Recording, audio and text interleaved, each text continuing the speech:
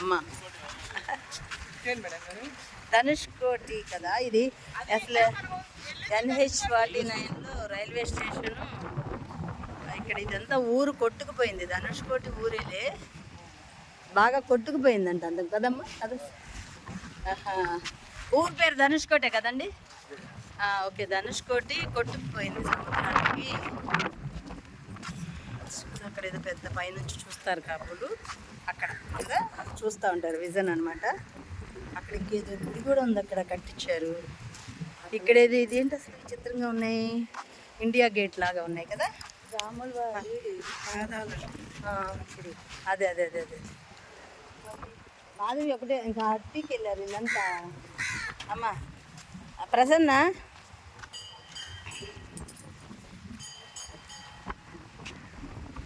అసలు అది ఇండియా గేట్లు లాగా ఉన్నాయి 4 వరుసన. ఇంకా ఇంకా 3 ఉండి వెనకాల ద్వారం ఉంది 4 వైపులా కదా.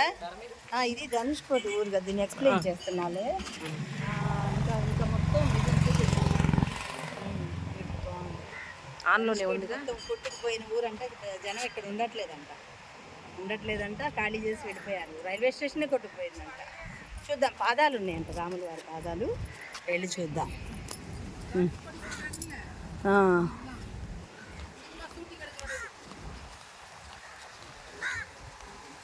ఇక్కడే పాదాలు. మరి ఇక్కడ ఆయన రామసేతు కట్టాడంటే మంచి పని చేసాము. మేము భజన చేసాము, బస్సులో వ్యాన్లో వచ్చేటప్పుడు చక్కగా చేసాము. సేతు నిర్మించిన దగ్గర చెప్పుల పక్కనే కదా స్వామివారి పాదాలు. ఏమైనా చెప్పారా పాదాలు గురించి? మరి ఇక్కడ శివయ్యకి పూజిస్తున్నారు రామలక్ష్మణులు కదా. బాగుంది, చాలా బాగుంది. ఓకే,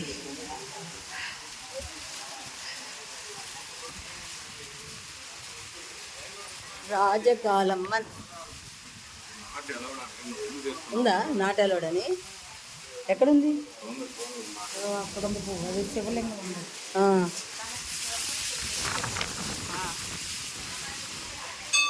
అమ్మ స్వామివారి పాదాలు, స్వామివారి పాదాలు. ప్రసన్న దండం పెట్టుకోమ్మా.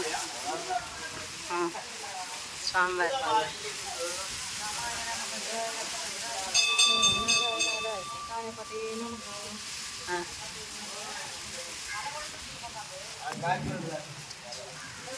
అమ్మ స్వామివారి పాదాలు, రామయ్య పాదాలు ఇక్కడ వెళ్తుంది.